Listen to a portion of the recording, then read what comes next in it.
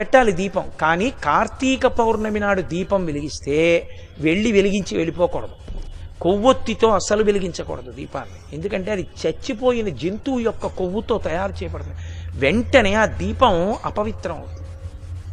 కాబట్టి కొవ్వొత్తులతో వెలిగించకూడదు, అగ్గిపుల్లతో వెలిగించకూడదు. కార్తీక పౌర్ణమి నాడు సుగంధమైనటువంటి దాంతో, అంటే అగరుపుల్ల వెలిగించుకుని అగరపుల్లతో దీపాన్ని వెలిగించుకోవాలి. వెలిగించి వదిలేయకూడదు. దాంట్లోకి వెంటనే అక్షతలు తీసుకుని చేత్తో పట్టుకుని దామోదరమావాహయామి అని కానీ త్రయంబకమావాహయామి అని కానీ రెండు మాటలలో ఏదో ఒకటి చెప్పాలి. అంటే దామోదరుణ్ణి కానీ త్రయంబకుణ్ణి కానీ దీపం మీదకి ఆహ్వానం చెయ్యాలి. ఎక్కడైనా చెత్త ఉండిపోయినా కూడా రేపు లౌకికాగ్నితో వెలిగించకూడదు. ఈ ఆవాహన చేయబడిన దీపంతో వెలిగించి ఆ దీపం దగ్గర నిలబడి ఒక మాట చెప్పాలి అందరూ. కీటాహ పతంగాహ మశక